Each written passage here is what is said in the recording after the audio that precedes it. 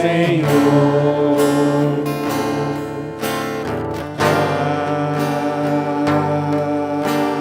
Amém. Bom dia, meus irmãos, graça e paz. Amém. Vamos voltar os nossos olhos mais uma vez para a primeira epístola de Paulo aos Coríntios, continuando a sequência de exposições. Fizemos a noite passada, do domingo passado, exposição do capítulo 11 sobre a Santa Ceia. Retomamos pela manhã o capítulo 7 e a nossa leitura hoje, a exposição, será do verso 17 ao verso número 24.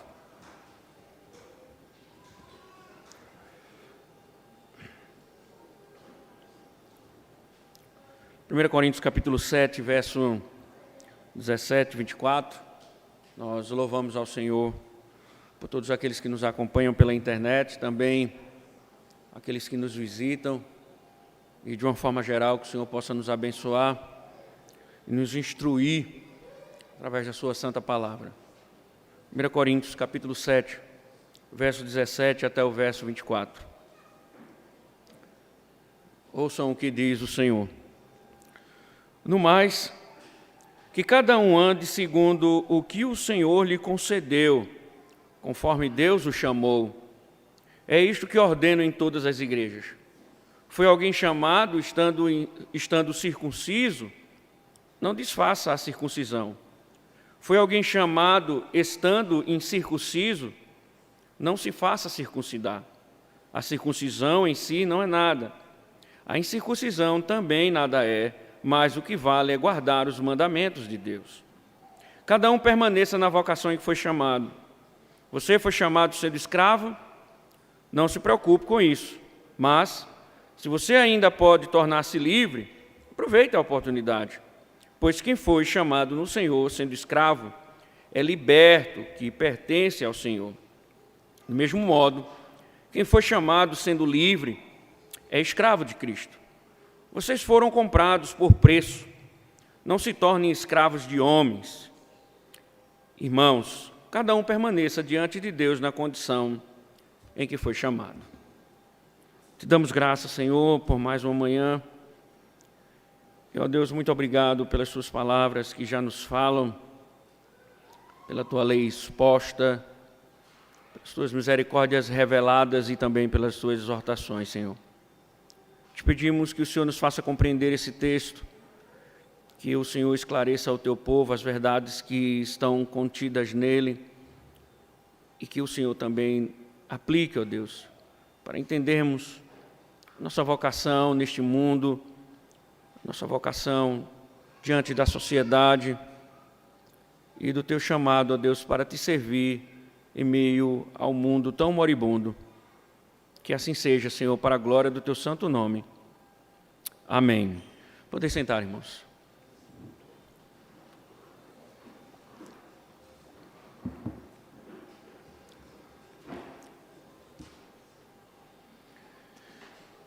Acredito que quem gosta muito de história e, principalmente, curiosamente, quem atenta para os fatos que ocorreram no período da Reforma Protestante, verá que a Reforma ela foi responsável pelo resgate de muitas verdades que a Igreja Romana abandonou. Na realidade, no período da Reforma, a Igreja, de uma forma geral, ela havia declinado, ela havia abandonado as verdades do reino e, por isso, surge o movimento da Reforma Protestante para tentar trazer um novo entendimento a respeito da verdade, mas justamente resgatar aquilo que a Igreja institucionalizada ela acabou abandonando. E acredito que um dos nomes mais célebres que vocês conheçam aqui, e penso que ele é uma das mentes mais brilhantes do período da Reforma, é o famoso Martinho Lutero, o monge agostiniano. E certa vez, num dos seus escritos, Lutero escreveu muita coisa. Existem obras em português traduzidas traduzidas, né, para o português, obras do alemão para o português, obras produzidas por Lutero. Para vocês terem ideia, existe só uma obra dele traduzida com aproximadamente 8 a 9 volumes. Ou seja, Lutero produziu muita coisa, né, principalmente o responsável por traduzir a Bíblia do grego para o alemão. E por isso acredito, não só eu, mas a maioria dos estudiosos que apreciam o movimento da Reforma Protestante, eles entendem que Lutero foi uma das mentes mais brilhantes. E existiam muitas discussões em que Lutero entrou no período da Reforma, muitos debates ferrenhos. E certa vez Lutero ele observou que nós pedimos o pão de cada dia e Deus nos concede essa graça. Mas nós nunca pensamos nos caminhos que são tomados para que o alimento chegue à nossa mesa. O fazendeiro, o padeiro, o motorista, a fábrica, o distribuidor e etc. Ou seja, Lutero propõe uma reflexão de que existe um movimento ordenado, um movimento divino ordenado nessa existência, para que a nossa oração, pedindo pão, ela seja respondida.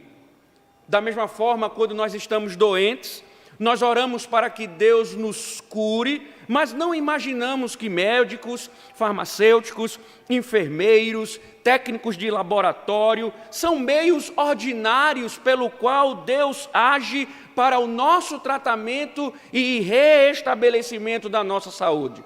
Isso não quer dizer que Lutero ele não acreditava na cura divina, mas ele acreditava plenamente que Deus ele orienta os meios ordinários, na maioria das vezes, para que as curas cheguem. Por que Lutero pensou dessa forma? Porque Lutero começou a trabalhar esse aspecto dentro da teologia.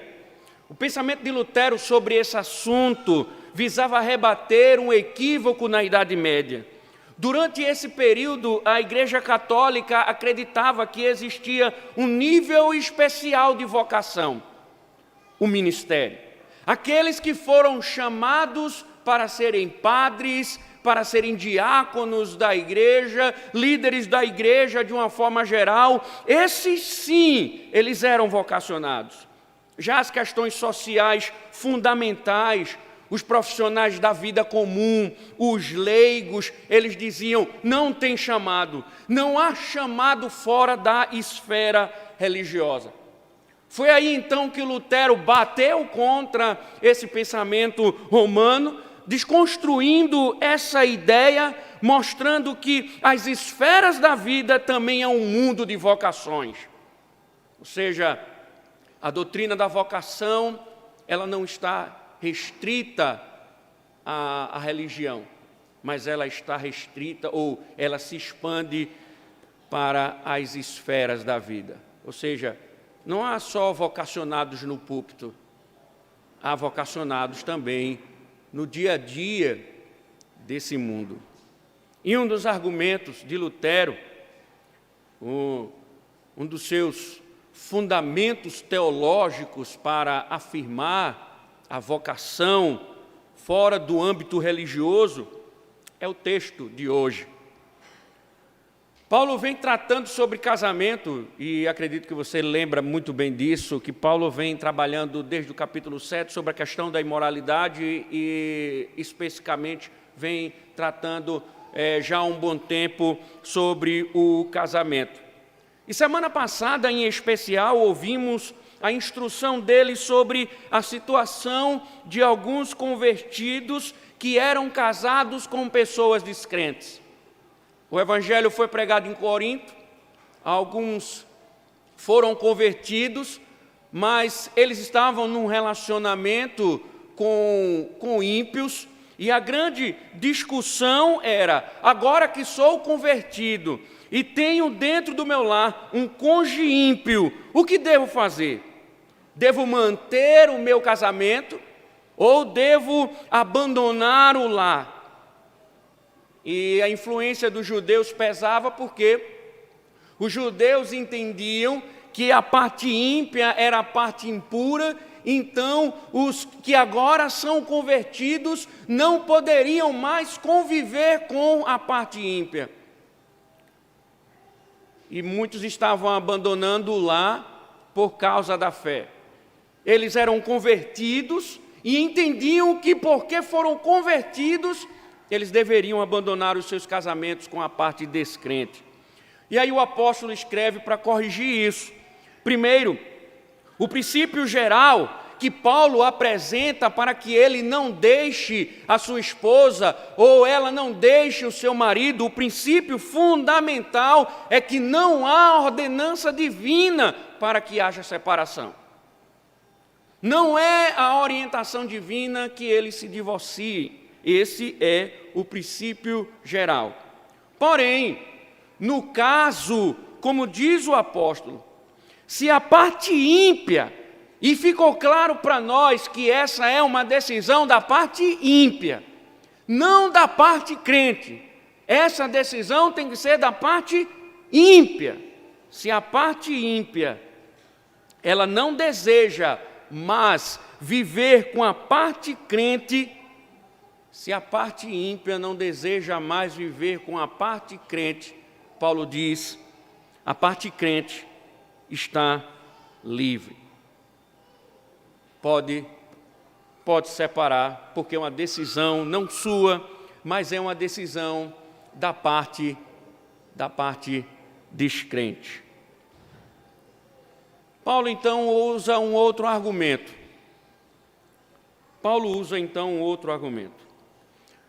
Para mostrar que a segunda razão para mostrar que o ímpio ou o crente não pode deixar a parte ímpia é que Paulo falou que a parte ímpia é santificada pela parte crente, enquanto os filhos são santos. Então Paulo diz que a parte ímpia, ela sofre os impactos dessa relação de uma parte crente, verdadeiramente crente, e que ela não pode deixar por causa disso, porque ele vai ouvir o Evangelho, ele vai viver nos entornos da lei, da mesma forma os filhos fazem parte do relacionamento pactual. E aí Paulo usa esse segundo argumento.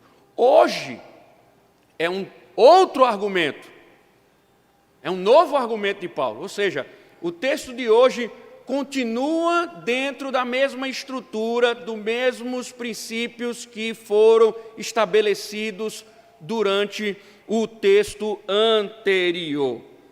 O que Paulo quer mostrar a partir de hoje, de uma forma mais ampla, estendendo um pouco mais o seu entendimento de uma forma mais ampla, é que a fé, ela não pode ser usada como princípio orientador.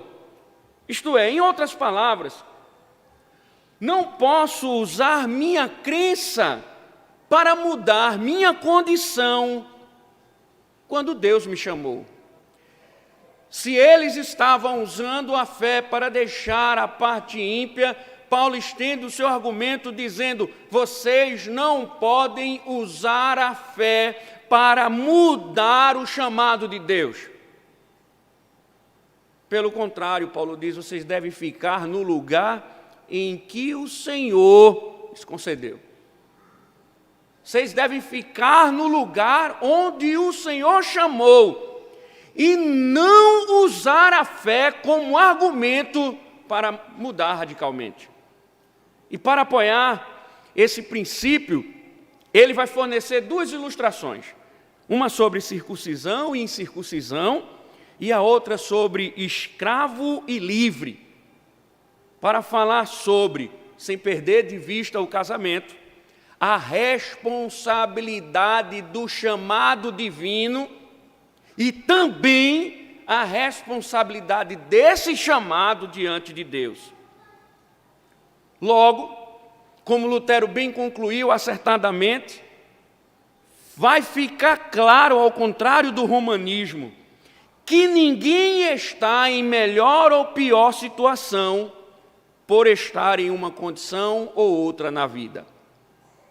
E é isso que Paulo vai apresentar agora. Vamos ver se a gente não percebe com mais clareza a partir do verso 17. Veja novamente que Paulo diz: no mais, que cada um ande segundo o que o Senhor lhe concedeu, conforme Deus o chamou, é isto que ordeno em todas as igrejas.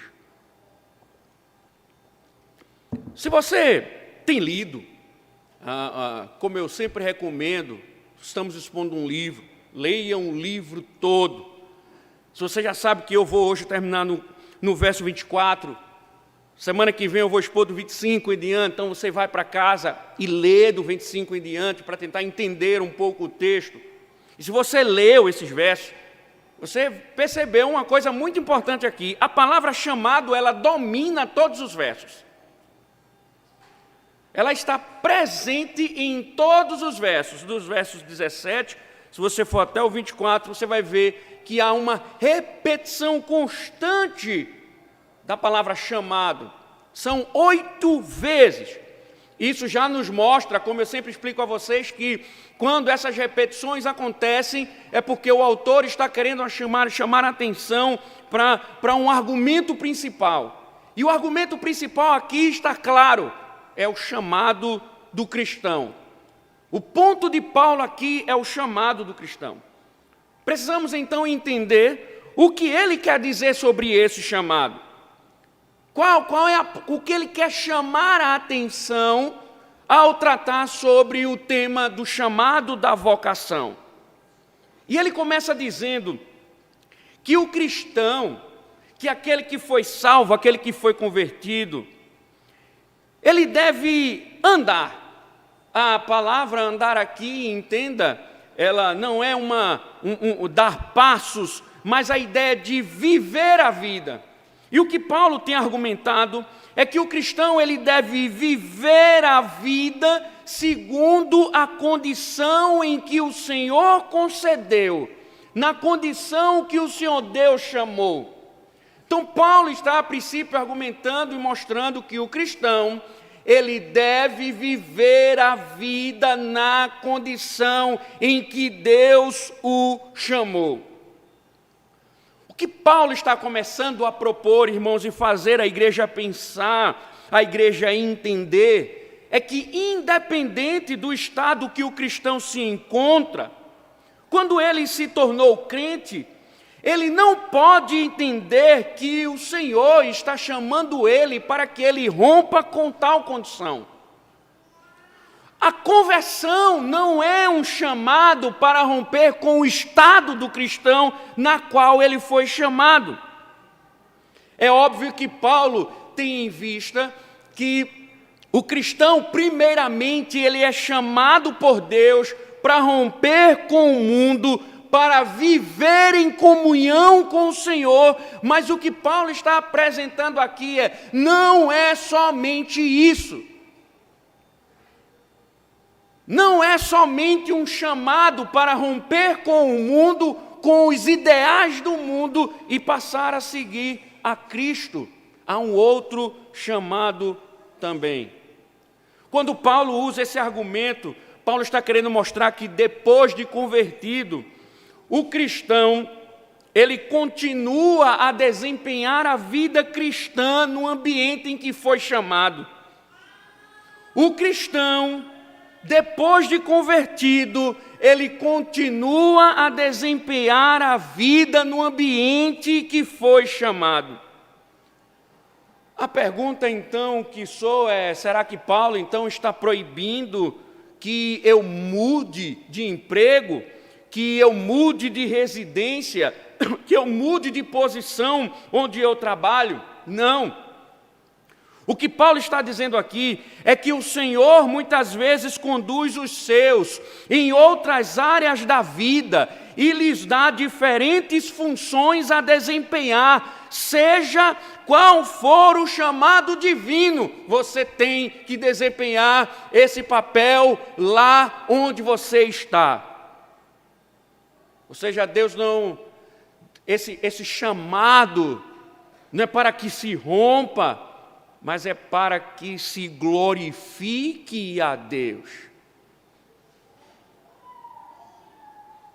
Qual a importância desse argumento de Paulo?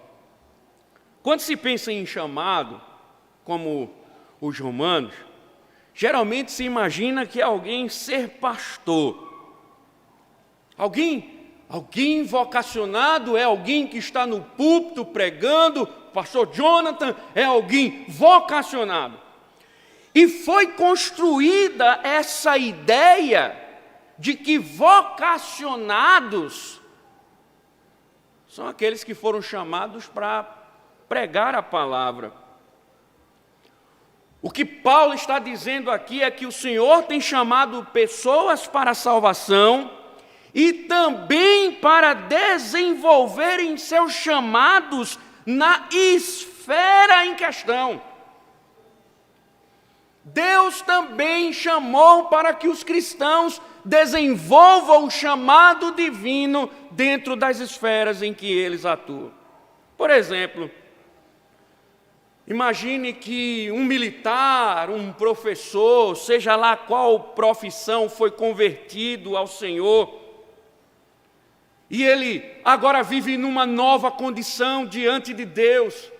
Ele agora vive numa condição de regenerado, daquele que ama a Deus, que agora vai glorificar a Deus em sua vida. Então agora ele olha para a profissão dele e não vê a profissão como algo louvável. Ele entende que não pode servir a Deus na profissão que ele exerce. Então ele acredita: eu serei muito mais útil, muito mais santo, glorificarei mais o Senhor, caso eu vá para o seminário e seja ordenado.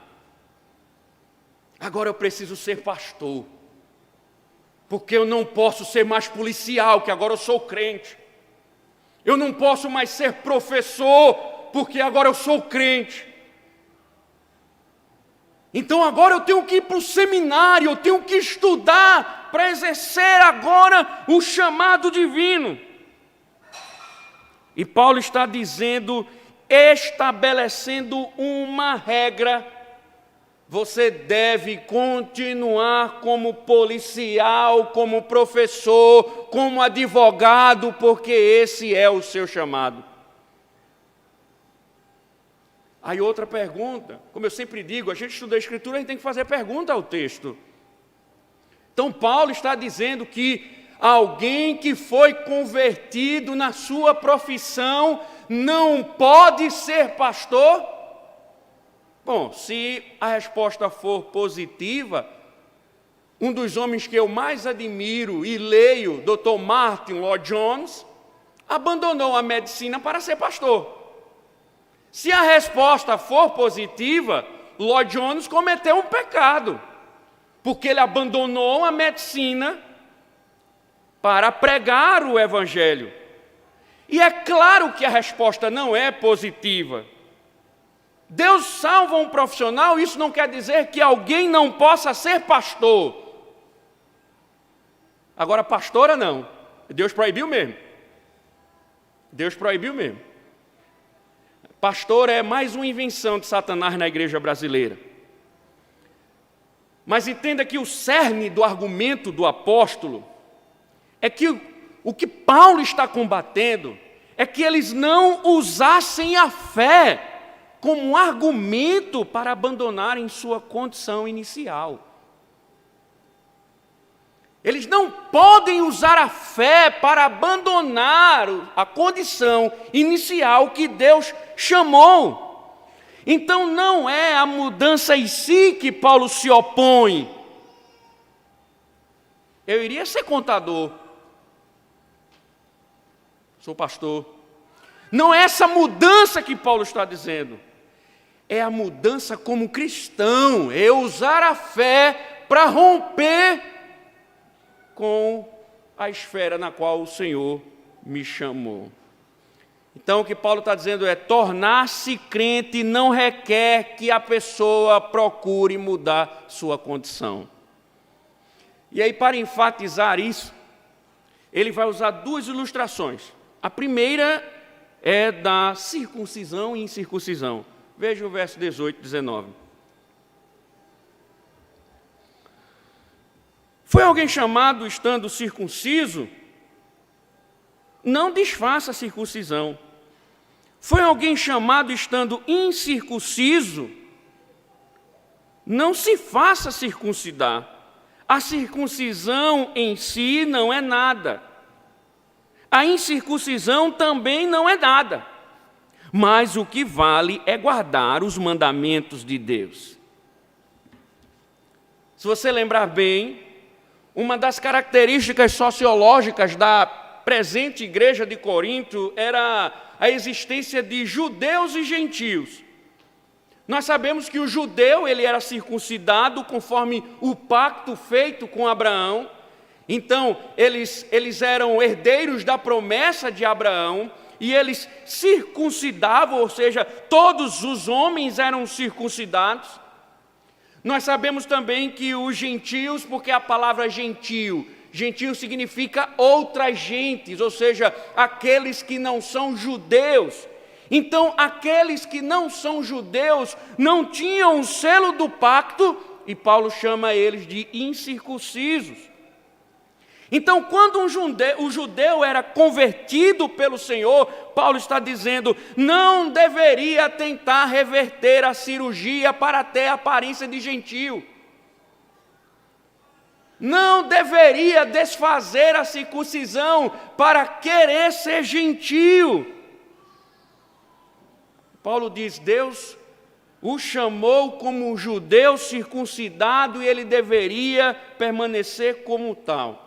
Da mesma forma, um gentio, quando chamado por Deus, não deveria tentar ser um judeu solicitando ser circuncidado.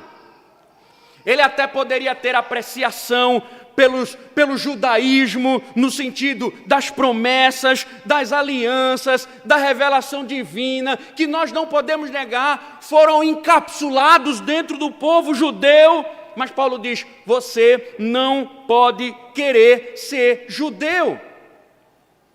Você não pode querer viver na condição de judeu.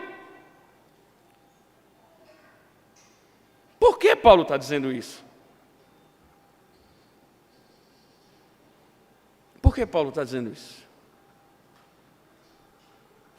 Obrigado, irmão, está quente. Obrigado.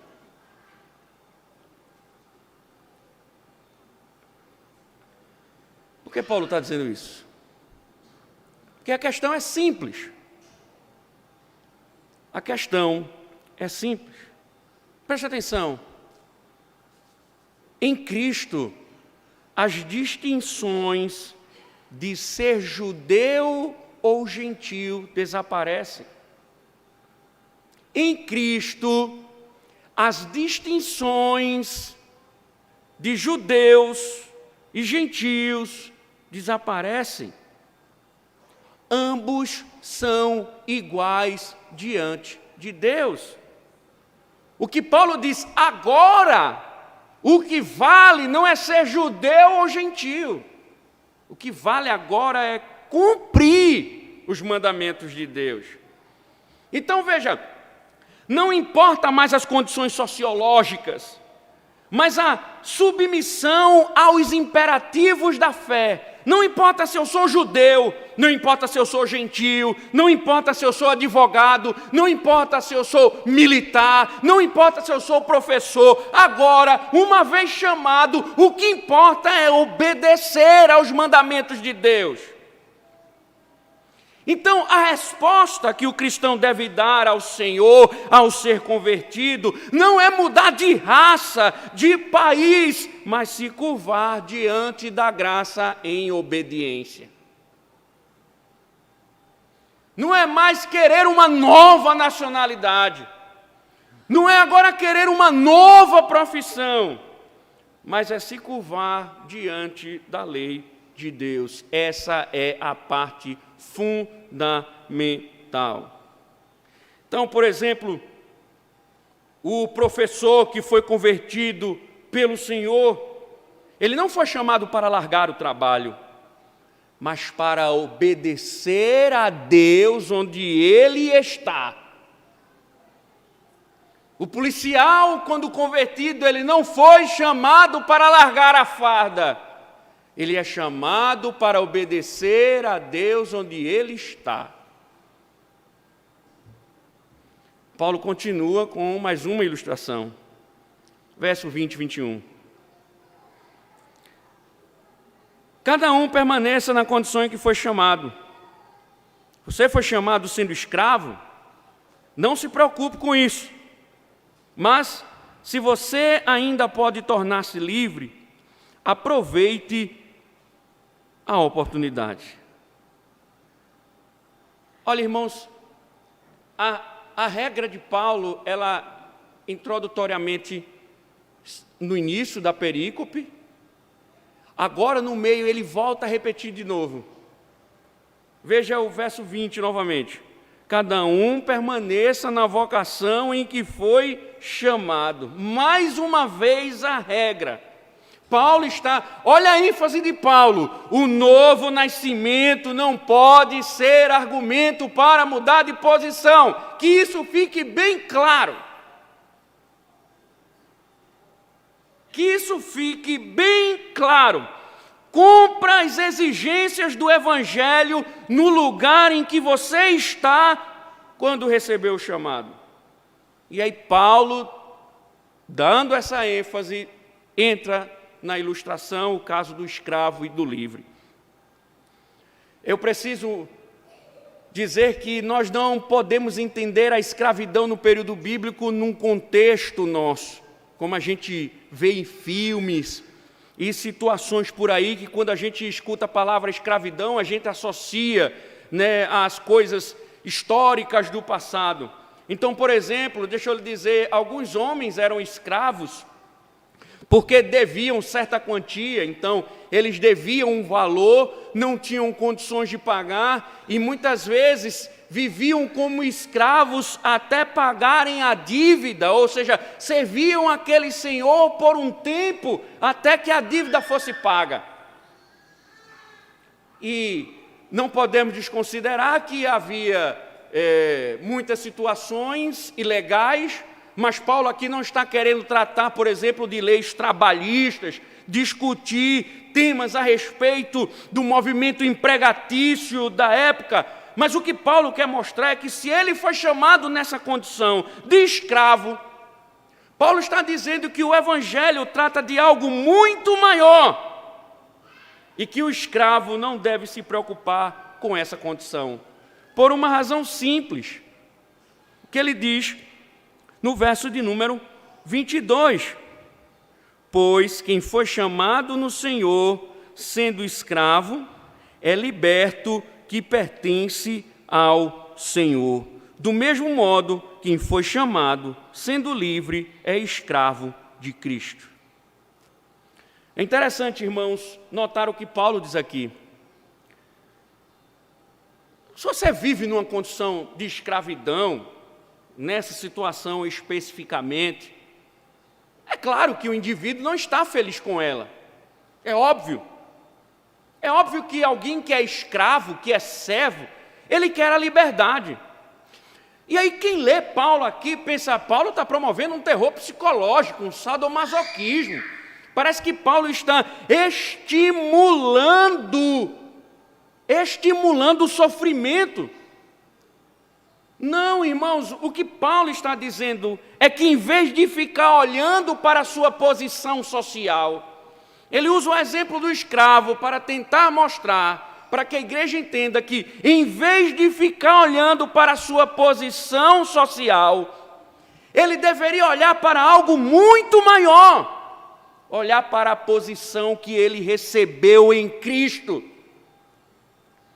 Em vez de ficar olhando para a sua profissão, para o seu estado, Paulo quer mostrar que existe algo muito maior que deve ser observado, que ele não é mais escravo do pecado, da culpa, mas livre no Senhor. Seja em qualquer profissão, o que importa, Paulo diz, é que agora sua condição é de livre no Senhor. E E Paulo diz, da mesma forma, você se tornou escravo de Cristo. Seja escravo ou livre, todos agora gozam de uma única posição, escravos de Cristo. Agora você não é mais escravo de ninguém. Agora você é escravo de Cristo. E aí, irmãos, não podemos ver isso com tristeza, porque o que Paulo está querendo chamar a atenção é que essa escravidão, ela representa liberdade. Logo, se em Cristo os escravos se tornam livres e os libertos se tornam escravos, então nem a escravidão, nem a liberdade devem ser temidos pelos crentes. Porque agora, acima de tudo, nós estamos livres do Senhor e somos escravos dele, e é isso que importa. Por isso que ele continua no verso 23, veja. Vocês foram comprados por preço, não se tornem escravos de homens. O que Paulo está dizendo aqui também é muito importante. Antes ele havia dito que deveria se submeter à lei de Deus. Agora, ele diz que os cristãos eles foram comprados e que não devem se tornar escravos de homens. Por quê? Parece que Paulo, às vezes se você faz uma leitura rápida, você diz, seja livre. Ou, se você é escravo e foi salvo nessa condição, não se preocupe. Aí agora ele diz, não seja escravo de homens. Parece que Paulo, dentro do mesmo argumento, ele está se contradizendo. Não, irmãos, precisamos entender o argumento de Paulo.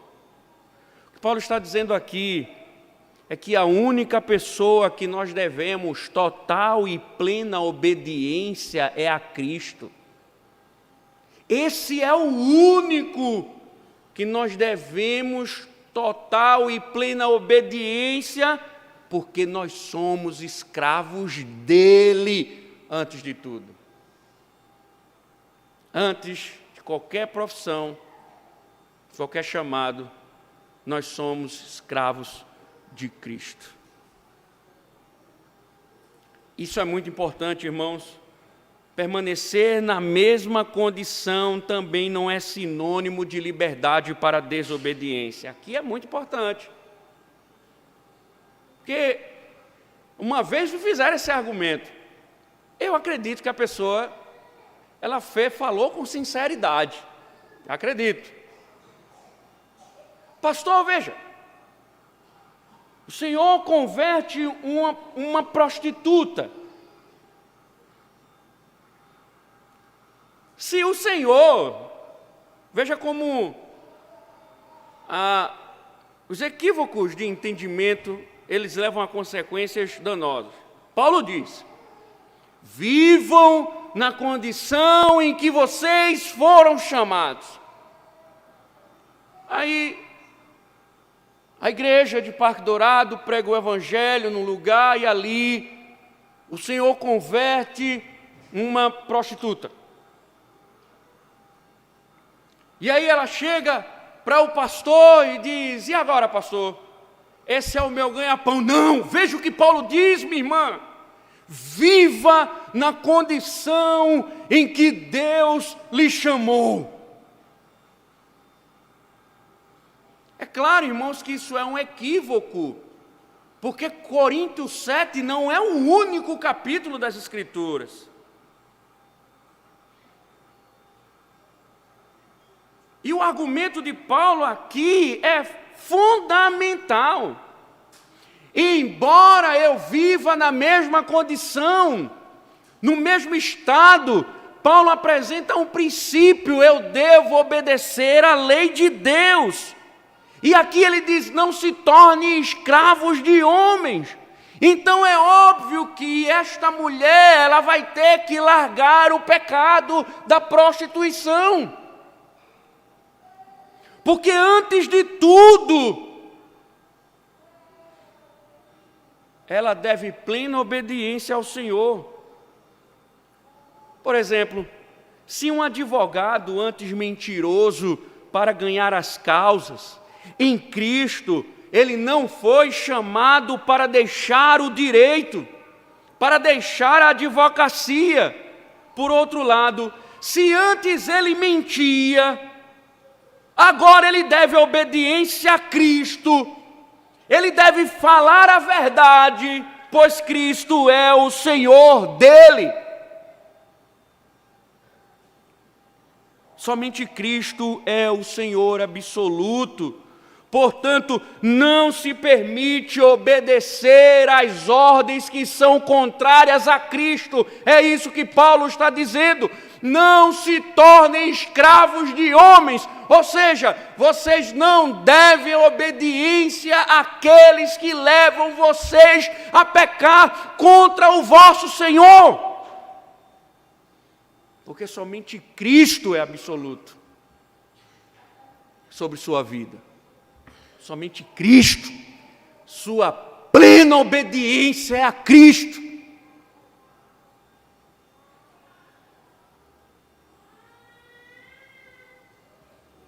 Consequentemente, Paulo encerra com a mesma exortação que iniciou. Veja que do jeito que ele começa, ele termina.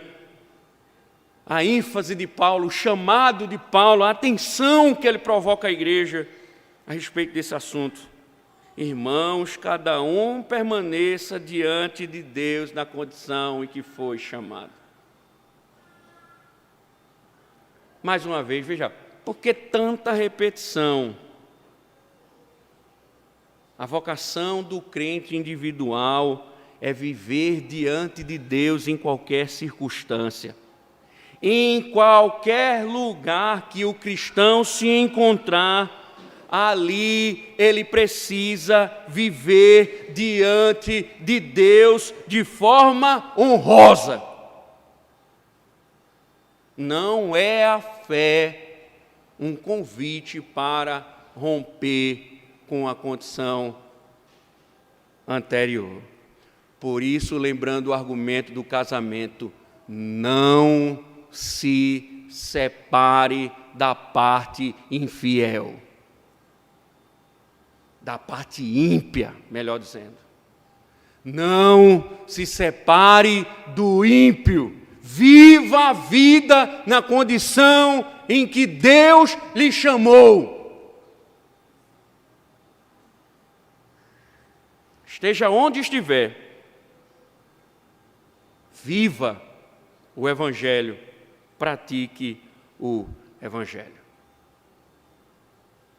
Semana, Paulo retoma o assunto de imoralidade, casamento, vai falar as viúvas, as virgens, solteiros, as dificuldades presentes. Semana que vem a gente continua, se Deus permitir.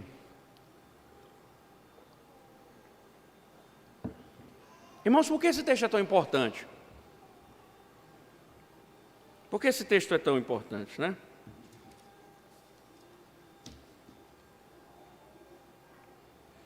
Porque Augusto Nicodemos disse uma vez, e ele foi cirúrgico. Ele foi cirúrgico. Os evangélicos saíram do catolicismo, mas o catolicismo não saiu dos evangélicos. Há uma alma católica nos evangélicos. Há uma alma católica. Muitos temas poderia falar aqui. Mas o que ele fala é cirúrgico, porque eles romperam com o romanismo, mas eles ainda estão impregnados com doutrinas e ideias romanas. E uma das ideias, essa ideia da vocação, Deus Quando Ele me salva, Ele está me salvando para romper com a condição anterior.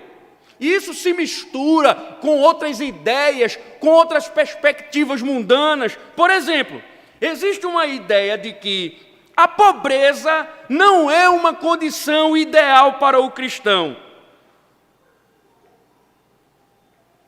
A pobreza não é uma condição ideal para um cristão. Por isso que muitas igrejas do Brasil ensinam que uma vida verdadeiramente espiritual, uma vida verdadeiramente satisfatória diante de Deus, é uma vida próspera, é uma vida de muitos bens, é uma vida de riqueza, de prosperidade. E aí, esse marxismo entra na igreja, esse esquerdismo acéfalo toma conta de muitas igrejas. Vamos trabalhar a igualdade, que é só teoria. Vamos trabalhar a igualdade, que todos sejam iguais. Todos sejam iguais. Isso é uma balela. Vou contar um exemplo para vocês aqui de um professor. Ele fez uma experiência. Ele disse: eu vou aplicar o comunismo na sala de aula. Vou aplicar essa ideia do igualitarismo em sala de aula. Aí você sabe que sala de aula, quem é professor aqui entende que tem os alunos inteligentíssimos, tem os alunos que são inteligentes, não são inteligentíssimos, tem ali os medianos que eles trafegam entre a ignorância e a inteligência, e tem aqueles que a gente diz assim, só a misericórdia de Deus. Se ele for servente de pedreiro, dê glória a Deus. Aí ele disse: eu vou aplicar. Então, os alunos bons, 9, 10, 9,5, 10 e tal. E aí o professor disse: não, vamos agora distribuir as notas. Não vai ter mais notas a partir da competência, agora a gente vai distribuir. Aí o cara que tirou 10, aí os pontos dele saíram percorrendo para outra classe. No final de tudo, todo mundo recebeu a mesma nota. Ou seja, o cara que era vagabundo, que não estudava, estava tendo a mesma nota do cara que estava se dedicando, se esforçando para tirar 10. E aí, professor, isso está errado. Ele disse: como é que está errado? Não é isso que estão fazendo?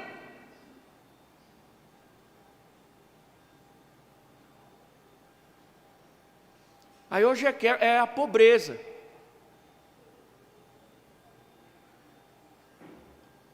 Vamos romper. Ninguém pode ser pobre, tem que ser todo mundo igual. Primeiro, irmãos, precisamos entender uma coisa. A riqueza não é uma condição que se resulta somente dos nossos esforços, mas também é algo do favor divino. Nós estamos estudando aqui na terça-feira e vimos terça-feira na reunião de doutrina. Você que não vem para a reunião de doutrina, venha. Tiago deixa claro que a riqueza não é só uma questão de eu vou me esforçar para ter, é uma questão também do favor divino. É Deus querer que você se enriqueça. Então não é uma questão que depende só de mim, é que depende do Criador também. Eu posso querer ser rico, mas se Deus não tem o interesse de que eu seja rico, isso nunca será concretizado. Então para com essa babaquice, essa besteira de estar seguindo esses coach na internet dizendo 5 passos, compre isso, que você vai enriquecer no outro dia, você vai ganhar 300 mil, 400 mil, 500 mil numa semana. É um mentiroso. É um mentiroso.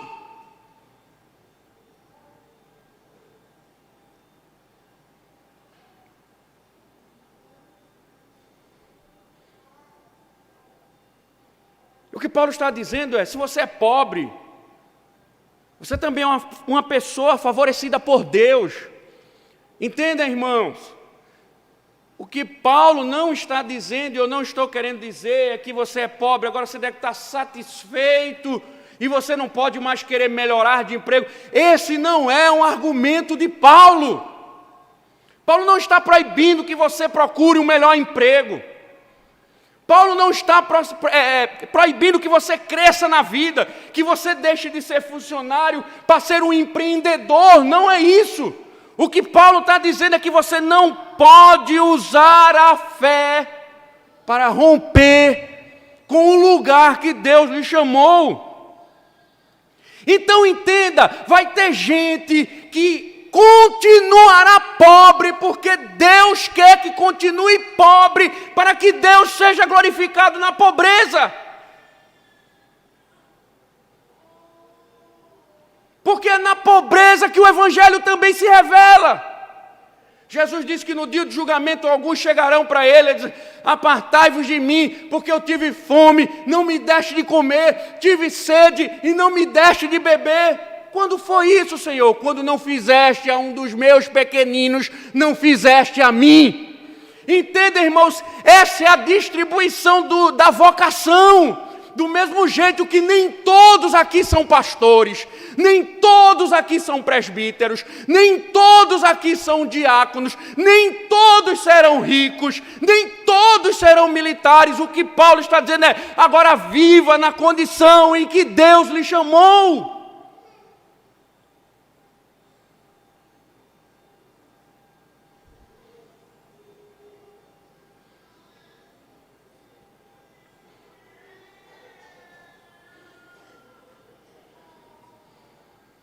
O que Paulo, irmãos, está dizendo, na verdade, é que a gente tem que glorificar a Deus.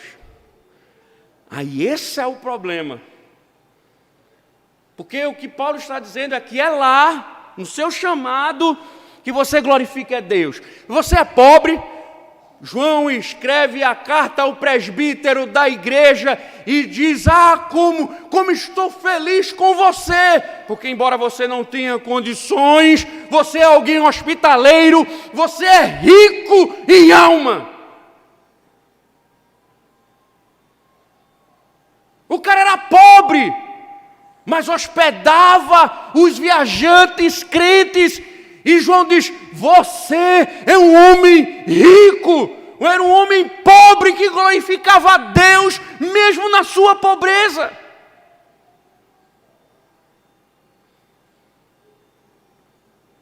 E o que Deus chama é para que se glorifique a Deus. Por quê? Porque agora a responsabilidade de vocês não é mais romper com a condição, agora é revelar o Evangelho onde vocês estão. É glorificar a Deus através do Evangelho. Mas sabe qual é o problema? É que tem muita gente que não glorifica a Deus nos seus trabalhos.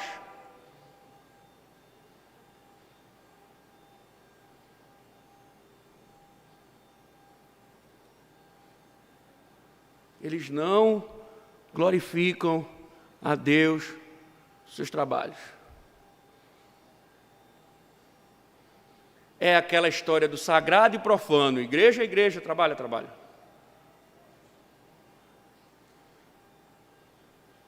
Eu não estou dizendo com isso que é uma tarefa fácil. Imagine um professor trabalhar em escolas públicas dominada por um governo corrupto, por um ladrão como presidente da República, e entre tantos ladrões que habitam na Câmara dos Vereadores e deputados. A educação está esculhambada, é óbvio. As ideologias são perversas. A gente toma conhecimento na internet, e um professor está dentro desse ambiente. Mas o Senhor não está preocupado com isso, não. Porque o Senhor exige que é nesse ambiente que você deve glorificar a Deus. Aí esse é o problema. Eu ontem assisti novamente um filme, tem seus erros teológicos, certo? tem os seus problemas que não vêm ao caso, mas é algo muito interessante, aquele filme Até o Último Homem. E é baseado em fatos. Você lê a história, você vai ver que por causa das convicções religiosas, ele peitou o exército. Por causa de suas convicções, lógico, tem um pressuposto da seita adventista, por causa das suas convicções, ele rompeu, ele confrontou o exército americano. Ah, sem falar, né? Está dizendo a minha esposa, outro dia do Senhor.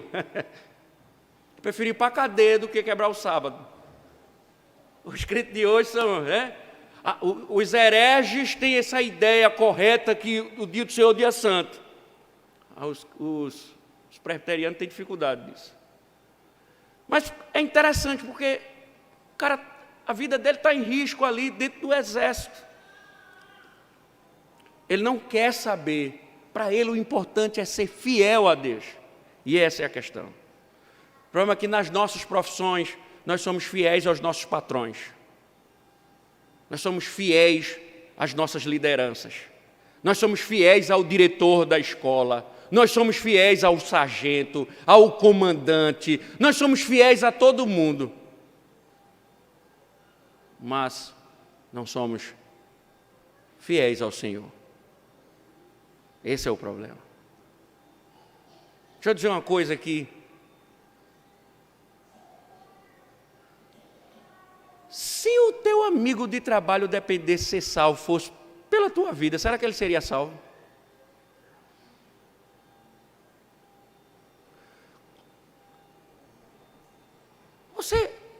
Você está anunciando mais que caminho? O caminho do inferno ou o caminho da redenção? Porque o caminho da redenção, ele só se revela pela obediência aos mandamentos de Deus. Você perde seu salário, mas não perde a sua fé. É isso que Paulo está dizendo. Paulo não está dizendo saia do trabalho, não. Paulo está dizendo, seja fiel lá. Não deixe de ser professor, não. Paulo, seja fiel lá. Revele lá. Glorifique a Deus lá. Ah, esse é o desafio. Esse é o desafio. Porque se você fizer uma enquete, você vai ver que a coisa. Quando é patrão, Paulo orienta lá a igreja de Éfeso e diz, olha, agora o patrão não deve mais tratar o funcionário como antigamente. O servo não deve mais servir ao patrão como antigamente. Ambos agora devem entender, o patrão é servo do Senhor, o servo é servo do Senhor, e ambos devem viver para o Senhor. Aí o patrão é o patrão crente, é o que não vive o evangelho por meio de tramóias trabalhistas, enganando, deixando de recolher aquilo que é direito do funcionário.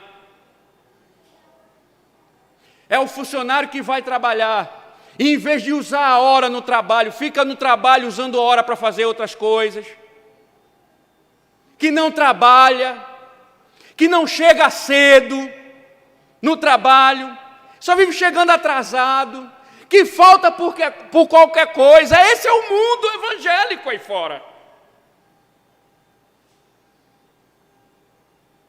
Aí quando o patrão, né, eu acho interessante, quando o patrão demite, o diabo está me perseguindo. É um preguiçoso no trabalho, é demitido, aí diz assim, o diabo está me perseguindo, ore por mim, pastor. Paulo está dizendo, vivam nas condições que vocês foram chamados e vivam o evangelho lá, pregue o evangelho lá, sejam fiéis a Deus. Uma outra questão também, irmãos, que precisamos atentar, é que muitas vezes a fé é usada e ela é sinônimo de descontentamento. É a insatisfação de estar no lugar em que Deus colocou. Eu estou insatisfeito. Não é com o meu trabalho, é com o que o Senhor tem me dado. Sabe, irmãos, a busca pela riqueza de muitas pessoas, a busca por concursos públicos. Hoje vai ter concurso para policiais aqui no estado, né? Me avisaram essa semana. O Senhor não condena que você procure um concurso público, não é isso, entenda o que o pressuposto de Paulo. É que há uma insatisfação com aquilo que o Senhor tem dado.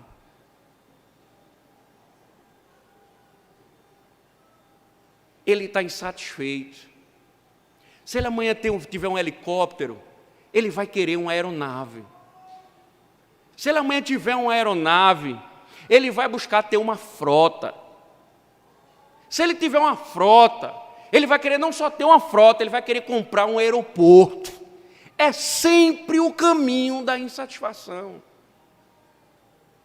do descontentamento. Paulo diz: a fé não pode ser assim. Deus chamou vocês lá.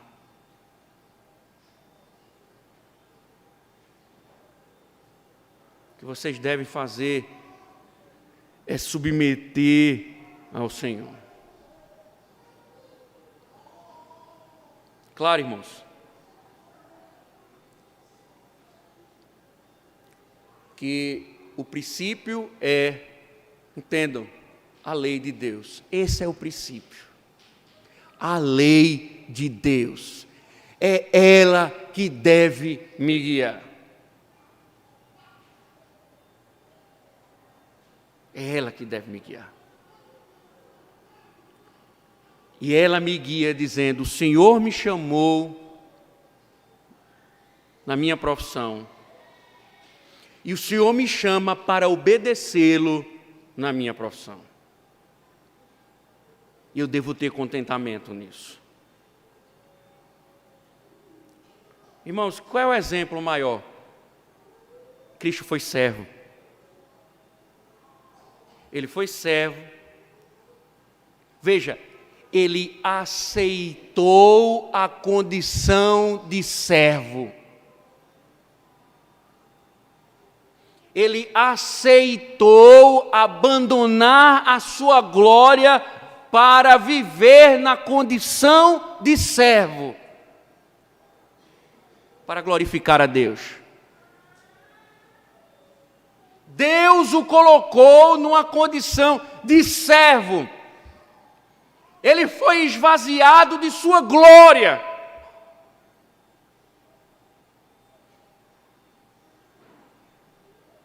Mas nós estamos sempre lutando pelo pódio, por causa da fé, usando a fé como desculpa. E ele foi servo e obedeceu a Deus. Obedeceu a Deus. Eu me lembro daquele episódio da prisão, quando ele disse: não faça isso, Pedro. Basta eu rogar ao Pai que Deus manda um pouquinho de anjos para resolver essa parada. Mas ele foi servo e obedeceu a Deus. Essa é a questão. Onde você estiver, você é servo. Você deve obedecer a Deus. Óbvio, para glorificar a Deus.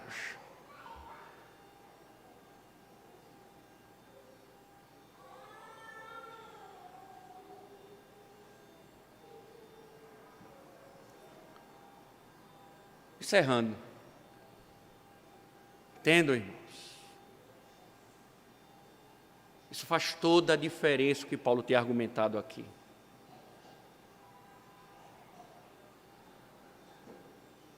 faz toda a diferença.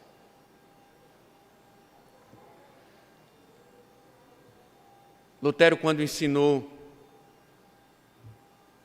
sobre isso,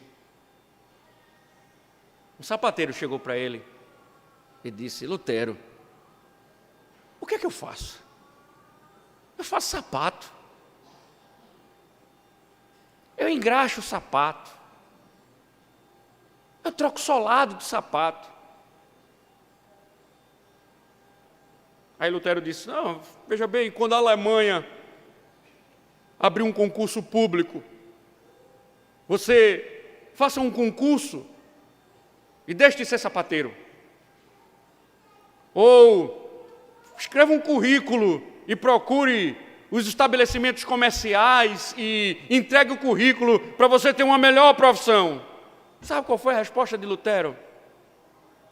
Faça sapatos para a glória de Deus.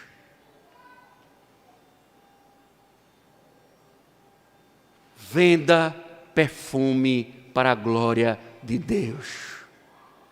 Venda roupa para a glória de Deus.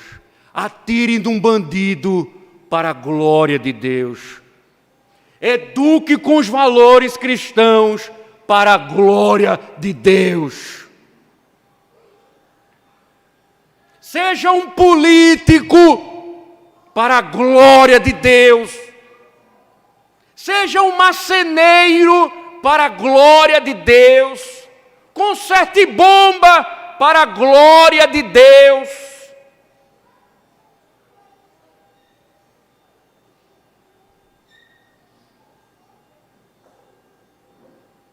É isso que Paulo está dizendo. Que Deus nos ajude. Obrigado, Senhor. Muito obrigado pelas tuas palavras, pelo teu evangelho, Senhor, que sempre nos fala e nos mostra a verdade.